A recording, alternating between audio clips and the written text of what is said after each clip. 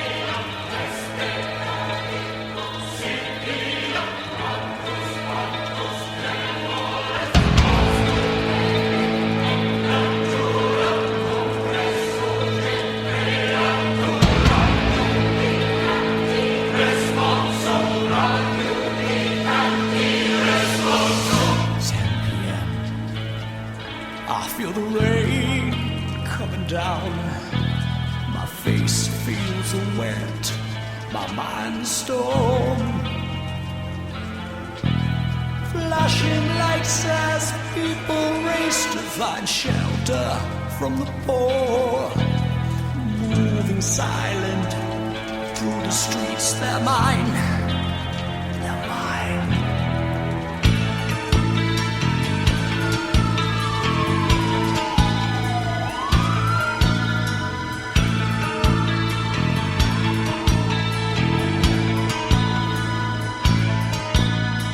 Midnight, she sings praises in the hall to saintly faces, hallowed be their names she can't recall.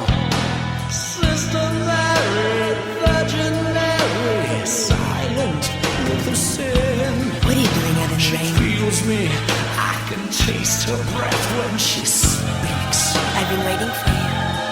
Come in.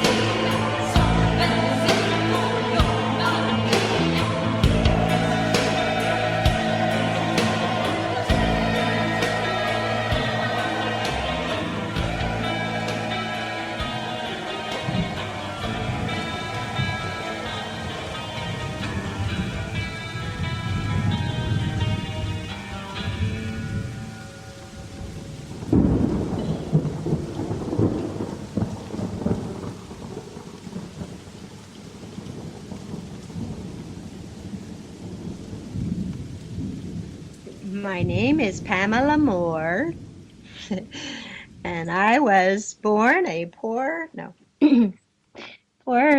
white woman. I really was, though. My family wasn't really, I'm not even rich now, but my family wasn't really wealthy or anything, but we sure had a lot of us. We were from a good Catholic family, so there's about 6 of us all together, and uh, all boys in the middle and 2 girls as bookends. So, yeah, right. So I lived with brothers all my life practically until Ari came into my life. But anyway, so I just kind of lived on the farm and rode horses and milked the cows and fed the ducks and geese and rabbits and pigs and all that stuff. I'm a farm girl. Wow. Now, well, you said horses, and I'm a big horse lover. So are Oh, you a yeah. horse lover as well? Yeah, very much. It's a healthy habit to have, so I don't have them anymore. Yeah. But growing up, it was awesome how I lived. I really, because I see kids now, and I love the city. Mhm. I really do. I thrive on that heartbeat that the city has. But, it's wonderful to go home and go in the mountains somewhere and hang out and just, chill and kind of get the vibration of everything. I guess it wasn't a conscious choice because I was born here. But I have to tell you that I've lived in different areas of my life. I've lived in New York for a year or so, and I lived in Chicago for a couple of years. And I think, I always come back. I guess sometimes we always come back home, but really, the Pacific Northwest is really gorgeous. Yeah. I mean, we have mountains and oceans and lakes, tons of lakes, and it's hilly and it's gorgeous and it's green and it's lush. But right now it's not that much fun. Right now it definitely got colder. We've been having some threatening windstorms lately, which has been kind of threatening people with their power outages and everything. So it's treacherous, and we have earthquakes here too. But I have to say, when you're outside and I'm walking my little doggy Theodore, it's just fresh smelling and it's awesome, and it will always be my home. How did you start off with music? Because you have like a theatrical background in the whole bit. Yes. What started was my mom. She was really into theater and she was into acting. She's a ferocious reader. She just reads all the time. But when she was younger, she was a part of this little theater group. And since she had so many children and didn't always have babysitters, she would take us to these rehearsals and these cast things. And, for me as a little girl, I was just in awe because it was like, I think I've said this before, it was like playing make-believe to the 100th degree, because you have stage lights and you get to wear costumes and you get to do all this stuff. So I was crazy I got the bug for that. I wanted to be an actress. I told my mom that's what I want to do, and she goes, well, that's good, but you're going to have to be able to, take lessons and learn how to dance, and you're going to have to take some acting lessons, and you're going to have to learn how to sing and blah, blah, blah. And, I was like, we didn't have money for that. And I was like, well, heck, how am I going to do that? And I don't know what happened, but somehow I got a hold of a guitar, an acoustic guitar. The action was so extremely high that it was almost impossible to press the strings down. But I was going to teach myself to play guitar, and I worked on it, and my father and my mom were thinking, oh my God, she's going to slice her fingers up with that. So my dad got me this little, classical guitar with the rubber strings, and that was kind of okay, but it was just not very much fun. Right. It didn't sound as good to me. And then I finally was able to get my prized little 12-string Martin, but I was working. I taught myself how to play, and so I kind of did that and got into writing songs because I didn't really know the chords I was playing, but I went, oh, this sounds cool, so I'd make up songs. Nice. So I was always making up stuff. So that's how I kind of came around to starting to improvise, and then it kind of went from there. I mean, I got together with people that played guitar and people who wrote, and So you're just innately creative, like from ground zero. That's beautiful. Yeah, I think it's from my parents too. Mm-hmm. My father played harmonica, and I have a very, very creative family. Right.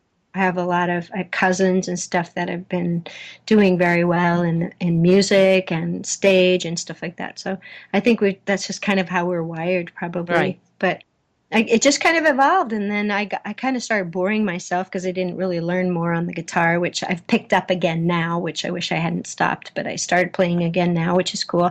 But I started wanting to sing in bands and be the front singer and sing all these things. But I was such a shy little girl. I was just so scared all the time. I would close my eyes and just slap the thigh with my hand and just sing for a while.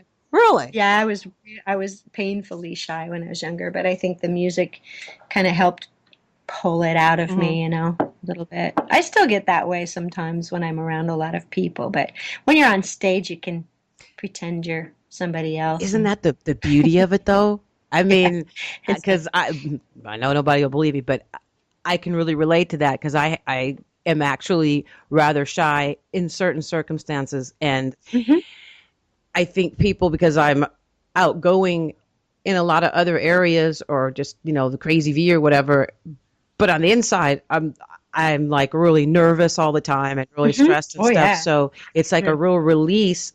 It's weird, but the few moments before I go on stage, it's terror, and then there's this like big release. So when I'm up there, it's like, oh, this is like where I really want to be. So it's cool, and it's like in that moment, everything kind of slows down. I don't know how to explain it, but I know you know what I'm talking about. And you it's like feel breathing free. again. Yeah. So it's cool to know it's kind of like that way for you too. And I love the idea that you're one of the chosen few that had like a really cool family surrounding that really nurtured the whole creative thing, because that's a big deal. And they never had the finances to do something, but in a way it's kind of like, well, if a person has a creative outlet, see how far they go with it. And that's what they said. Well, here you go. Yeah, and it makes you even more resourceful. So that's the way you make it work. So how did the whole thing come about? I mean, you had a couple of solo things going on before you hooked up with the Queensryche thing. So how did that come about? So you were doing you wanted to be up front and... I ended up working. I always worked day jobs, and I ended up working at this recording studio. And the guy hooked up with this label that was going to be the in-house studio for this label.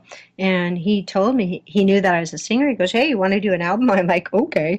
So that's fine. So anyway.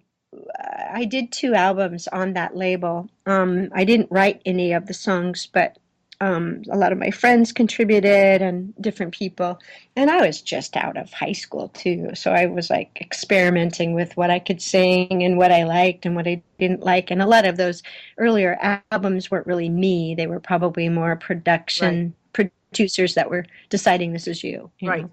And but they were a great catalyst for me to be able to get out there and kind of taste what it was all about. And then moving forward, my second album, I was going over budget, and I was working at the studio, and they said, "Well, we have this jingle that we need for you to do."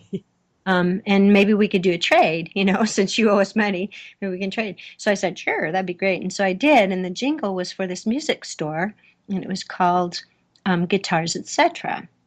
Well, I ended up working for Guitars, Etc., but I sang this ad, and it was 24/7 on the big radios. I mean, that's when stores would spend a lot of money on radio. That's when radio was pretty relevant, pretty much in the front. Yeah, it was pretty much in the forefront, so to speak. And it was on there. It was on TV, and it was just one line, and I was singing Guitars, Etc.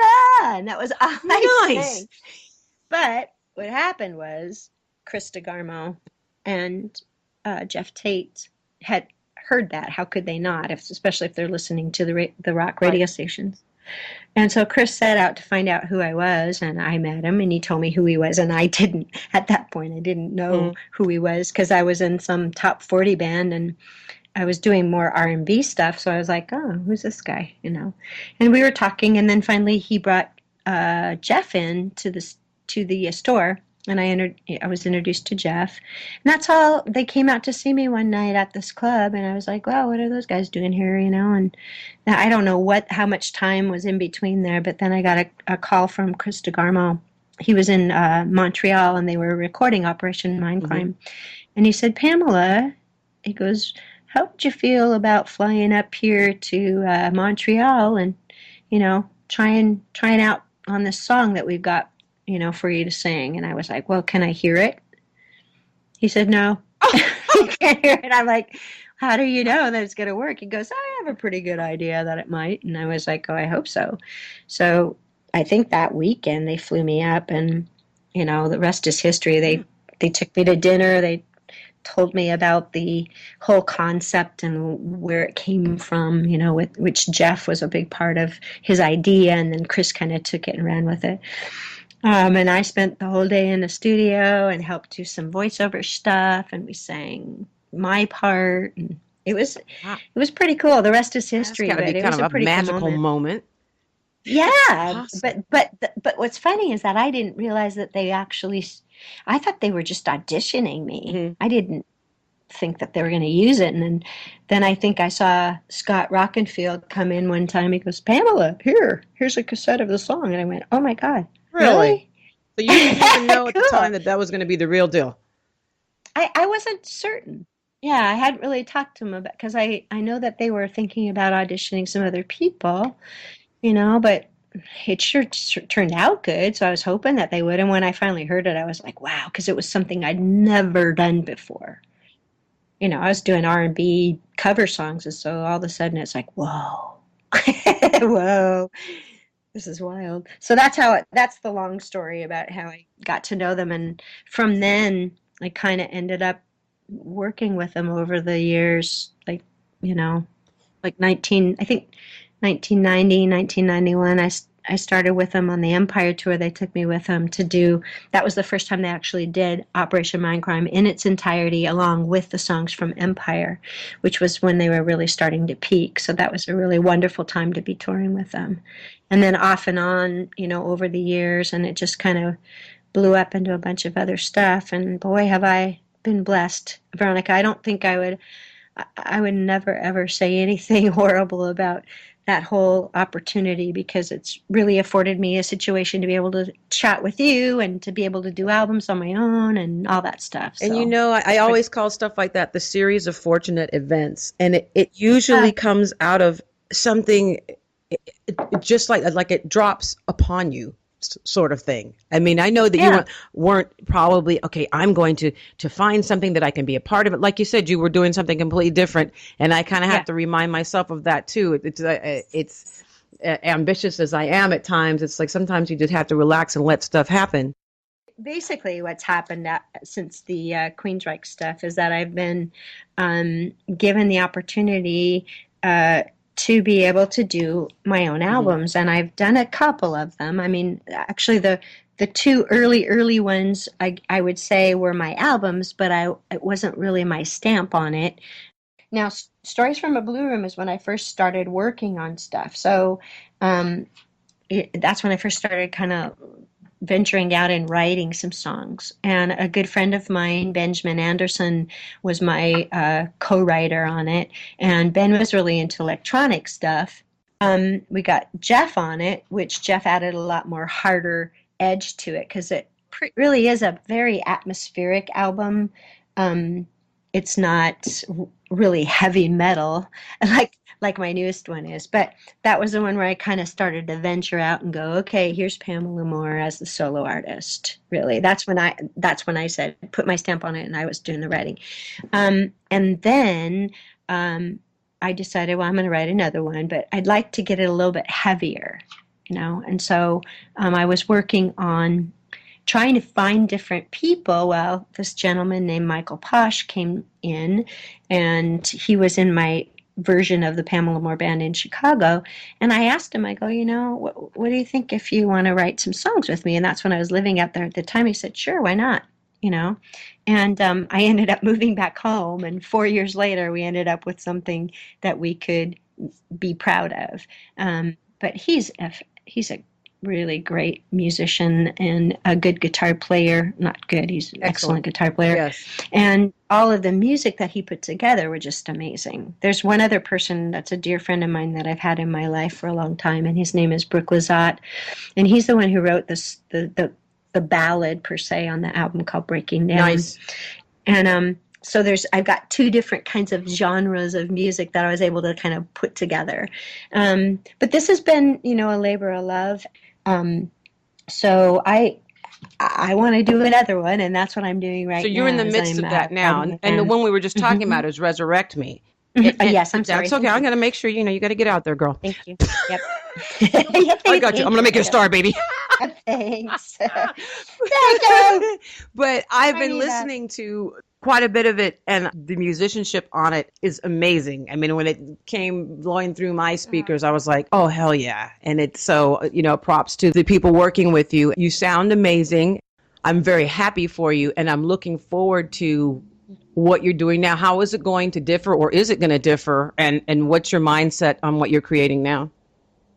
I don't think it's going to really differ. I want to kind of stay. We had so much wonderful response about this album. I think it's I don't know if a lot of my actual fan base, the Queensryche fan base, really resonated with Blue Room. Mm-hmm. I think a lot of people liked it, but it's just a very different kind of album, right? And Resurrect Me is very metal and very in your face kind of sound.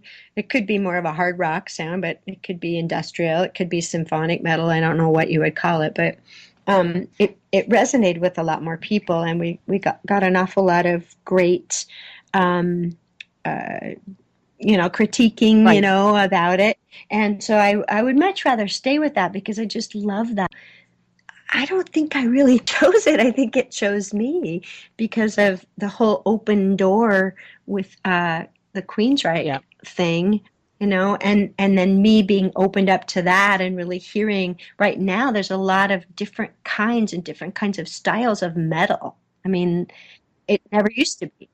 That almost drives me nuts, because everyone wants to put a moniker on everything. And when I listen to what you're doing, it kind of put a smile on my face, simply because you couldn't completely define it. You even said it without me mentioning it. Just the whole thing. It's not necessarily symphonic. It's got some of those elements in there. It's got some rock elements in there, and therein lies the beauty of it. And then you can do your thing and kind of find your stride with it. So that's really cool. How far along are you with the new one? And is it got to also be on Rat Pack, or what you got going on? Well, they get first refusal on it. So you're just doing this. Yeah. So I'm going forward, and I want to get it going, because I don't want it to be 4 years again before we get the other one out. I want to keep that momentum going, and I'm always this person that always wants projects to do. And this year we focused more on doing some specialized shows. I was able to open up for Queensryche, and I get to close the year with Queensryche in December, which is going to be great. I did a wonderful cruise. It's kind of like the Monsters of Rock cruise, only this was the progressive metal cruise called Cruise to the Edge. I met a lot of great people, and it was just an awesome opportunity to do something like that. I'll be doing some more of it in the next year or two. But, next year I'm kind of looking at doing more of that, because you have to do that nowadays. You've got to get yourself out there.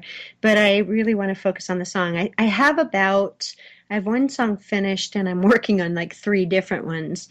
And now what's happening is that Michael Posh, who is my co-writer on Resurrect Me, he's also starting to give me more stuff. But I also have a couple of different things from the band that I've been working with. I hired some of these guys to help reproduce the sound live so I could do these shows, because Michael was the one-man band, and that's not going to really work. So I hired these wonderful musicians. The drummer is Chris G. One of the other guitar players, his name is Craig Church. He was in a band called Screams of Angels, I think. And Anthony Rivera.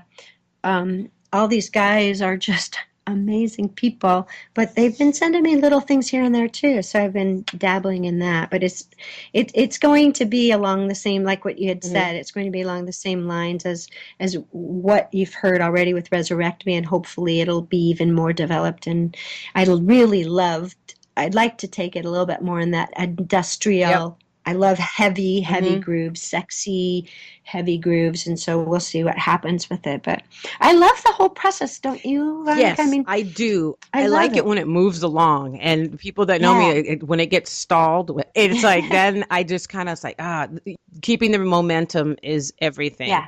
I'm really, really happy for you. I can't wait to hear it because it sounds like you really finding your stride with it and are going to really develop it into something that is going to represent you and put your stamp on it even more. And that is incredible. I am very glad to have made your acquaintance. I mean, I was like on cloud 9, like jumping around when I was talking. No, that was me too, though, because there's been so many times when I've seen you. You're just a sexy vixen up there, and I'm watching all these things. I go, who the hell is this person? And then here, I'm working with Tim, who did a show for me. He's going to do the sound for Queensryche. And here he goes, oh, well, do you know Veronica from Benedictum? I'm like, oh, my God, I've been wanting to meet her forever. And then I want people to know, because this is all about you, and you know how difficult that is for me. I'll turn it back to me shortly. But for right now, it's all about you. Tell us every kind of place that we can find out more about you and extol your virtues. Thank you, honey. You're a good director here. That's awesome. I think I found my calling. You did. You have. Well, the biggest thing is that I do have my own website, and that is pamelamore.net. Not .com, but .net. And that will take you, there's a bunch of little tabs where it'll take you to the vocal lessons thing if you're interested in that. It also shows my current, news that might be going on, and maybe take you to my Reverb Nation. I mean, God, I've got so many sites I have to maintain. It's crazy. But I've got that. And then also, obviously, I have my Facebook. I have a couple of personal pages, and then I have my own music page. And that would just look for Pamela Moore or Pammy Moore. I can't take any more on my personal page because I have too many friends on there, which is dumb, but my music page is always more current than anything else. I do have a MySpace page, but I don't know if people use that. Maybe that'll cycle back around. I mean, that's I don't know. You never know. I haven't even been there for 3 months or something. It's been funny. I don't even know my way around it. But anyway, those kinds of things I'm out there with. And Rat Pack Records is the company that has been working on Resurrect Me. I'm really happy with Joe O'Brien and the troupe. I think they're awesome people, and it's really been helping me build my brand. It's the first time that really I've been able to make some noise as a solo artist, because a lot of people think of me as a background singer because they think, oh, Pamela, wasn't she the chick that sang background with Queensryche?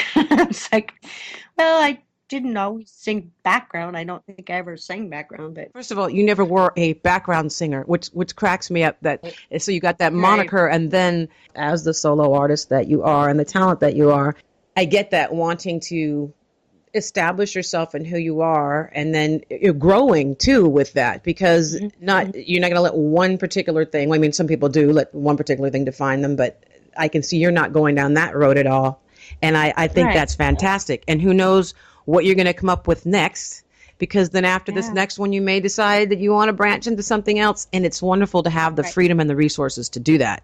But I really want to thank you for your time, your energy, and really grateful that you spent this time with me and with our beloved listeners. God, I wish you just massive continued success beyond your wildest dreams. Then that would make me truly happy.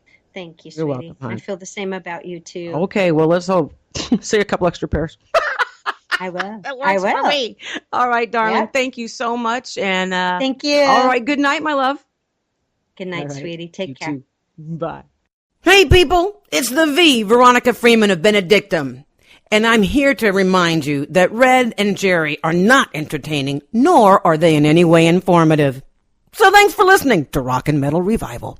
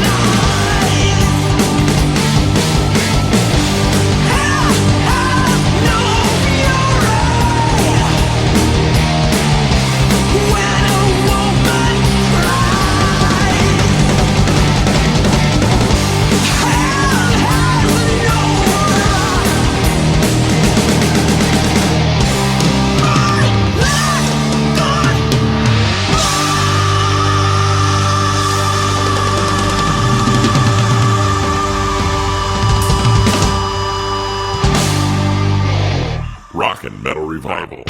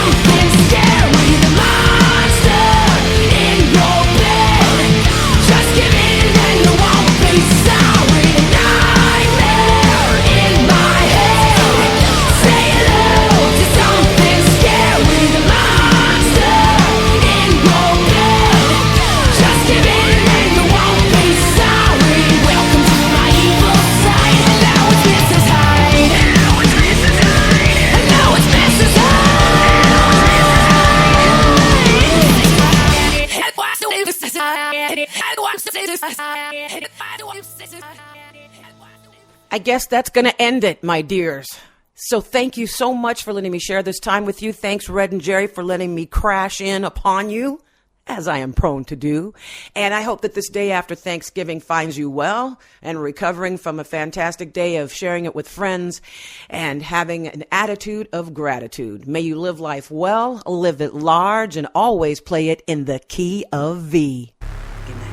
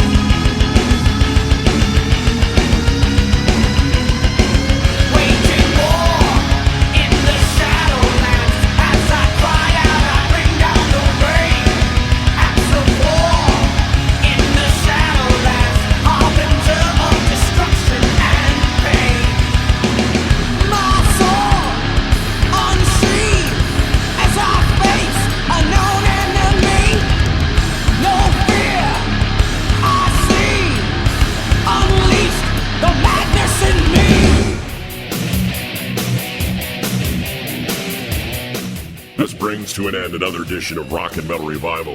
If you enjoyed it, tell a friend. If you didn't, tell two. Until next time, this is Rock and Metal Revival.